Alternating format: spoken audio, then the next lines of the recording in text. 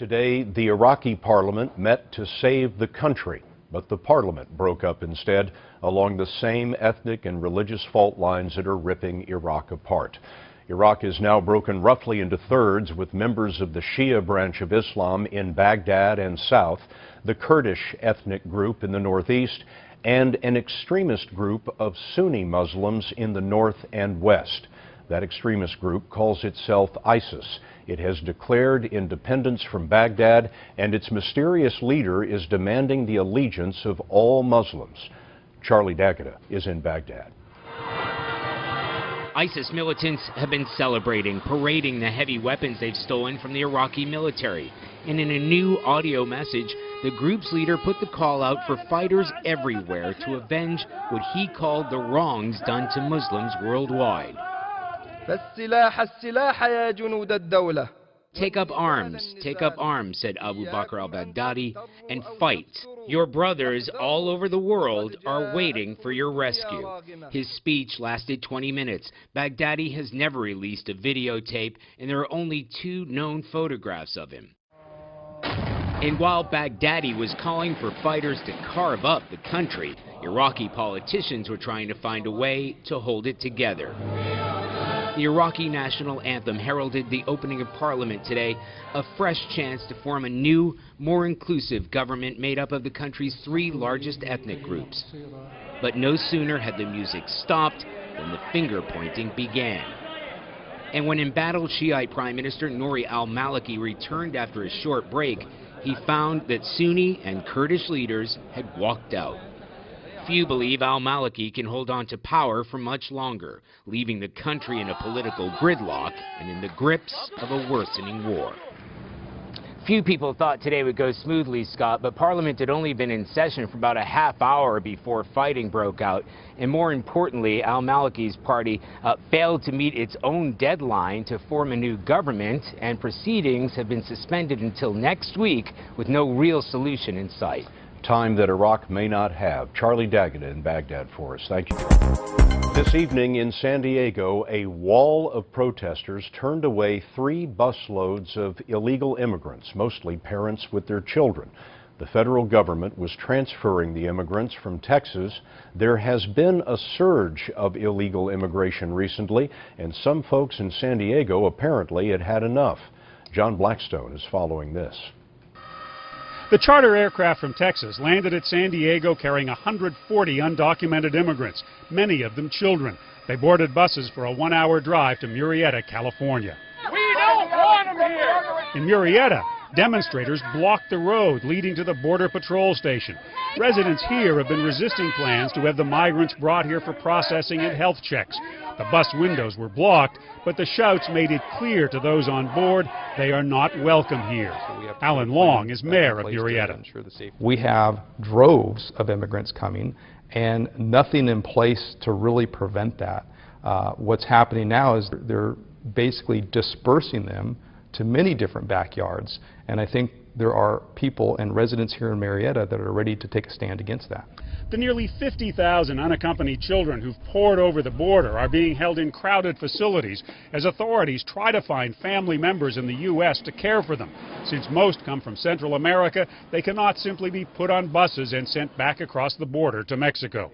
Enrique Morones, president of the immigrant aid organization Border Angels, wants more done to discourage parents from sending their children on the dangerous trek north. Isn't the way to send a message by sending them back to say, look, it's no good coming there, you'll just get sent back again? We can't send back the kids that are here, the overwhelming majority of the kids that are here, because it's sure death. And we don't want to sacrifice anybody. After an hour-long standoff with the protesters here, the buses turned around and left, Scott. The immigrants will now be taken to another Border Patrol station in the San Diego area for processing. John Blackstone, thank you, John. A lot of Americans decided that it was time for a new car last month. New figures out today show that cars were selling at the fastest pace in 8 years. At GM showrooms, sales were up 1%. Ford sales fell 6%. Sales at Chrysler were up 9%. Anthony Mason tells us the sales gain at GM came in spite of all of the bad publicity about deadly defects and massive recalls. A day after another massive recall, GM reported surprisingly strong sales, up a modest 1% in June, but with 2 fewer sales days than last year, GM says that equated to a 9% gain.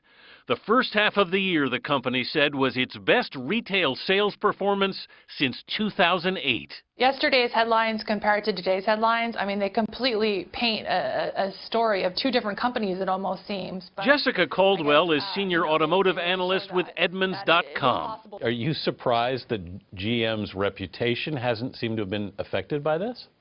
It is very counterintuitive. I think when you think about all of the recall news out there and you have Mary Barra in Washington, D.C. testifying, you think that there would be some backlash for sales. This year alone, GM CEO Mary Barra has recalled more than 25 million automobiles after acknowledging defective ignition switches in the Chevy Cobalt and other of its small cars.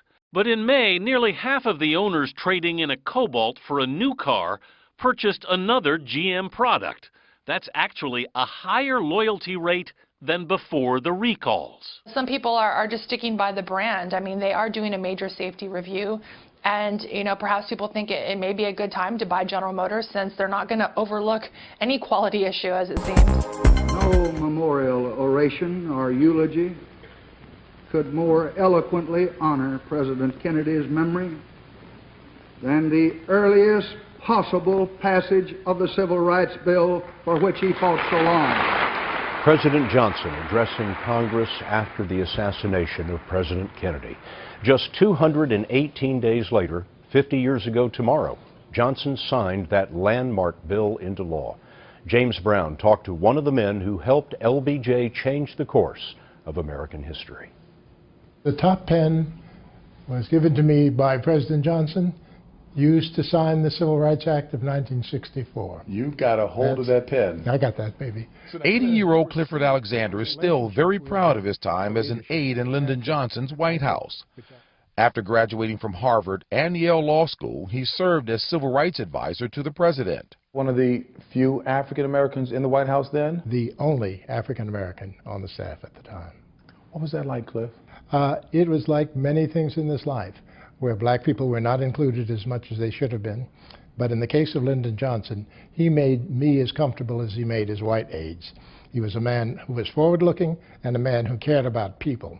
Alexander was part of a team working on the Civil Rights Bill, but he says it was Johnson's passion that produced the historic legislation. First of all, his own righteousness. Secondly, his skill in dealing with the legislature. Thirdly, getting the civil rights leadership to come forward and to put pressure on him, on members of Congress, to do something about civil rights. My fellow Americans, I am about to sign into law the Civil Rights Act of 1964. On the day of the signing, Alexander was seated in the packed East Room. And was there a lot of talk or chatter or loose frivolity or no? There was not a lot of loose frivolity. We had nothing to celebrate. Remember, what we were getting was the act, not the execution of the act.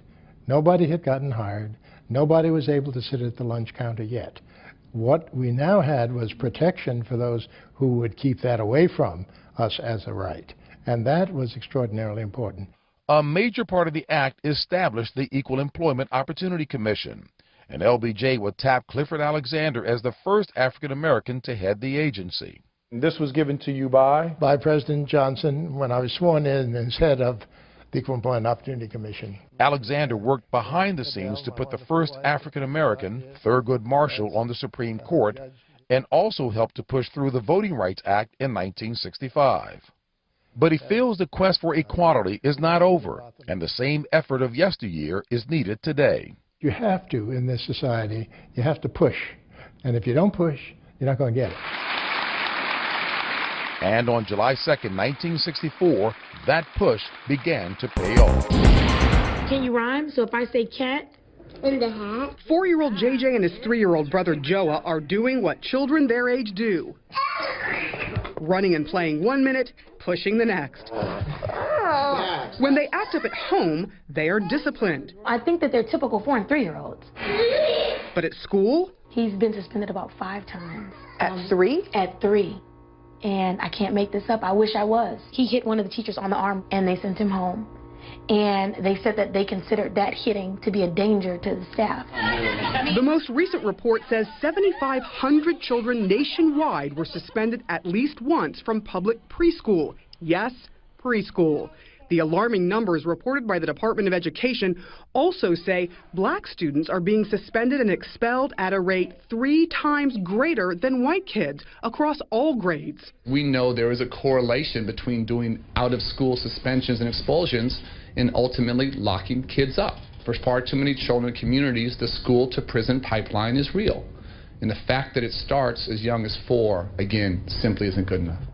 In Los Angeles, America's second-largest school district, Superintendent John Dacey finds the trend disturbing. Why are these numbers playing out this way? Ma'am, I think they're the same biases that are in society. And so I think this is a reflection of the growth we have yet to do in this country around these issues. What shocked him? The reason. The majority of suspensions in his district were for something called willful defiance. It was things like failure to do homework, failure to bring your notebook to class. That's not willful defiance, that's adolescence. A year ago, the district became the first in the nation to remove willful defiance as a reason for suspensions, and the numbers have dropped ever since. 3 years ago, there were 19,000 suspensions. This year, 8,000. The teachers' union never took a stance on the issue, with some teachers saying willful defiance has been abused, and others saying it takes an important disciplinary tool away from their classrooms. I teach my kids all the time, education is your passport. Jeanette Powell learned that the hard way. Long before her sons were born, she was labeled a troublemaker. As the daughter of a drug-addicted father, she struggled in school and life. I was expelled from school when I was 3 years old, in preschool. And when I first got the phone call about JJ, I immediately thought back to that. You know, at a young age, I was told that I was a bad kid in school. Jeanette proved them wrong, eventually got her college degree, wrote a book, and became an accomplished public speaker, even giving a TED Talk. Get behind the line. The Powells have worked hard to make a good life for their children. My biggest fear is that they'll be labeled and that they'll believe it. Every day she fights to inspire her boys, more a preschool to pre-med mentality. Go! Go, Joa! Go, Joa! Go, Joa! Than preschool to prison. Sarah Seidner, CNN, Omaha. Scare at the beach. You'll remember it was caught on tape, 2 girls parasailing and crashing into a building. It was difficult to watch. And tonight here, 1 year later to the day, new sweeping recommendations for families headed to the beach. Tonight, ABC's Matt Gutman reports. Trapped in that giant parachute, 17-year-old Sydney Good and a friend shooting down the coast like a lost kite. Like, that feeling was terrible. The cable to the boat snapping, sending the girls smashing into this building. We are at the Commodore and 2 parasailers just smashed into the top of it. Then into a parked SUV. That was 1 year ago today, and Sydney is still recuperating. And tonight, the National Transportation Safety Board issuing a stinging rebuke of the parasailing industry, accusing operators of poor judgment, lack of sufficient experience, and improper training. Sydney's parents telling us they thought their daughter was in good hands. You just assume that everything is safe. They tell you, they advertise it's safe, fun.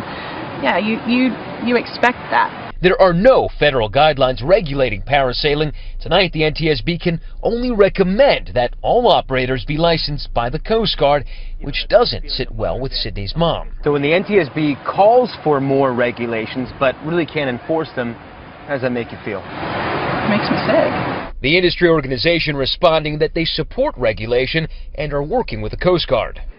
Sydney went back to the hospital today to say thank you. I want to cry. I know. She has undergone multiple surgeries. Even if you think that she's going to wake up and come out and breathe on her own, we didn't know if she could walk. We didn't know if she could talk. They told us she may not remember. But today she was walking on that very same beach. Rescue crews continued their search Tuesday for a missing teenager who was swept away in a Cedar Rapids storm drain after heavy rainfall in the area. The 17-year-old was playing frisbee with friends when he wound up in the drainage pipe on Monday. One of the teen's friends tried to save the boy, but was dragged into the drain with him. Authorities say that teen eventually emerged in a lake about a mile away and was able to get out of the water. Rescuers walked sewer-lined paths trying to trace the way the water might have carried the teen, but the fast currents prevented the searchers from entering the pipes. At this point, the victim's family has assembled in the area, and we have a chaplain here to provide some type of comfort for them, emotional comfort at this point as this search is going on. Rising storm waters have overwhelmed much of the city's sewer system, and the raging waters have left hundreds of thousands of people without power across the Midwest. How's your Monday, good? 6 months ago, recreational pot sales caught fire in Colorado. Business has boomed, but so have concerns about safety. A 19-year-old fell to his death from a balcony after eating a cannabis cookie. And this man is behind bars, accused of shooting and killing his wife while reportedly high on pot and other drugs. He told me that, he doesn't remember anything. It's not clear what caused either of these incidents, but a common link, marijuana edibles. The edibles do have a different effect on people. With edibles, it takes longer to feel the effects of THC, marijuana's mind-altering ingredient, which can lead to people eating too much too soon. The side effects can be serious, including delirium and psychosis. Everybody loves their chocolate. And when it comes to tasty treats like candy or cookies, looks can be deceiving. Here's your regular candy bar, and here's one of those marijuana-infused candy bars. You can see outside the package, they look practically the same. They smell almost the same. A lot of folks might eat one candy bar in one sitting, but that's where people are getting into trouble because this candy bar actually contains 5 doses of edible marijuana. Would the average person know what one dose looks like? We put it to the test using a smaller but even more potent candy bar containing 100 milligrams of THC, what's considered 10 doses of marijuana. How many servings do you think is in this? I would have no idea. I know nothing about it. I would say probably 2. Would it be 2 servings? The whole thing. The whole thing. So you think this is one serving? Yes. My guess is it's probably pretty potent, maybe 4. Well, you're right. It is pretty potent. There are 10 doses of marijuana in this small bar. Wow. That's a lot. This is actually 10 doses of marijuana. Oh, my. That's terrible. I just think it takes a level of education to the consumers so that people are using them responsibly. Adults aren't the only ones ending up in trouble. The Children's Hospital Colorado reports a surge of kids admitted after consuming edible pot. They've treated at least 9 children since January, 6 who were critically ill. There's basically like 3 doses in them. State regulators are now looking into stricter requirements, including better labeling and no more than 1 dose per package. Until then, industry insiders urge edible enthusiasts to consume with caution. Anna Cabrera joins us now live at a pot dispensary. So, Anna, question is, with the recreational marijuana market growing, are edibles, it's surely not the only concern, is it? Well, Don, edibles are the biggest concern right now because there have been those obvious issues that have risen to the surface. But maybe you're wondering about pot-related DUIs or other crimes. We do know that the Colorado State Patrol just started keeping track of those marijuana-specific DUI citations. And so far, month to month, they're seeing about 10 to 15% of total DUIs are indeed marijuana related, so ultimately they're still seeing more people driving under the influence of alcohol. But we do know that police are ticketing a lot of people for getting high in public. That's still something that's against Colorado laws here. And so we know 350 people have been given citations for this just since the beginning of the year in Denver alone. Now, that's still a relatively small number when you consider we're inside a pot dispensary that sees up to 10,000 customers every month, Don. Yeah, I wanted to ask you that question. We see a little snapshot when you do live shots from there, and we see it up on the screen, and you know it's increased by this much. But since you've been there, business, is it booming? Is it steady? It is steady, I guess you could say. You know, when we were doing live shots back at the beginning of the new year, there was this initial rush where we were seeing lines down the block outside marijuana dispensaries. Those long lines are gone, but they're still seeing plenty of people. We're hearing from dispensary owners that, the supply-demand is sort of balancing out, so they see that as a good thing. And again, they aren't short on customers, so it's sort of win-win in their eyes. Today, police in Indiana said 2 people were killed overnight when trees fell on their homes. Severe storms tore through the Midwest. A teenager in Iowa died after being swept into a storm drain. In Chicago, lightning struck the city's tallest building, the Willis Tower. Heavy rain flooded the main highway to O'Hare Airport. Some travelers got out of their cars and had to walk to the terminal. The first tropical storm of the season formed today off the east coast of Florida. This is a satellite picture of Arthur with highest sustained winds of 50 miles an hour. Will it strengthen, and where is it headed? For that, we'll turn to meteorologist Craig Stetzer of our CBS station WFOR. Craig? Good evening, Scott. The hurricane hunters were out this afternoon investigating Arthur. They found a strengthening tropical storm out there, winds at 50 miles an hour. Overall environment is favorable for additional strengthening. Wind shear is low, and it's very warm, the waters here. In fact, the track is going to take it right along the Gulf Stream over the next several days. Now, Arthur's forecast to accelerate north, approaching the Carolina coast, possibly as a Category 1 or maybe even a low-end Category 2 storm Thursday in the Thursday night time frame. Obviously, if it takes the track farther to the west, it would have a more significant impact to the Carolinas and could be similar to the 2011 Irene storm in the Carolinas. After that, it's back out to sea. But the folks in the Carolinas need to start thinking about their preparation. Scott? We'll keep watching. Craig Stetzer of WFOR. Thank you, Craig.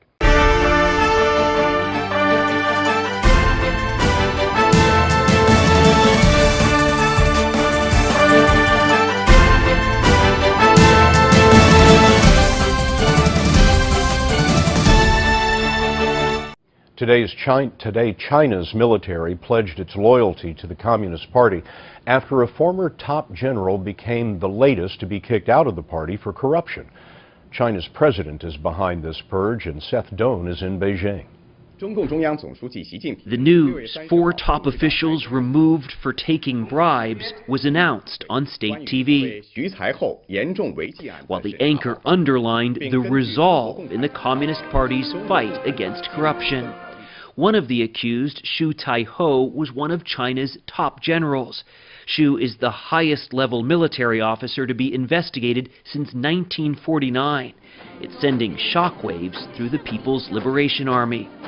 Also charged with accepting bribes, a vice minister for state security, the official in charge of state-owned telecom and mining companies, and a manager of the state-owned oil and gas company.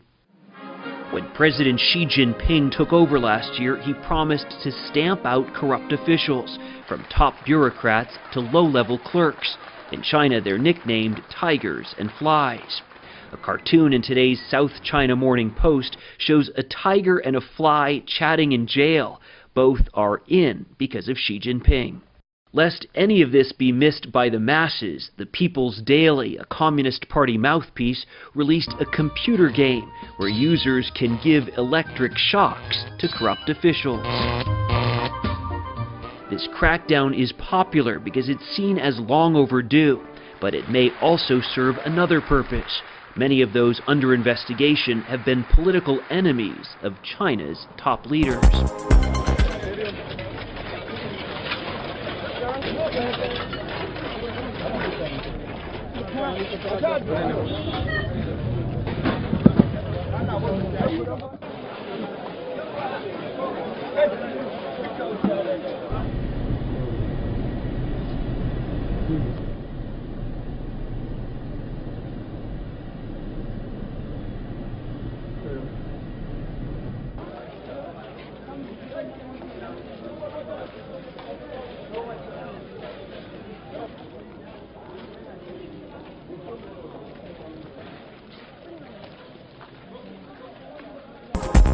Prime Minister Benjamin Netanyahu again vowed revenge against Palestinian militants for the kidnapping and murder of 3 teenage seminary students.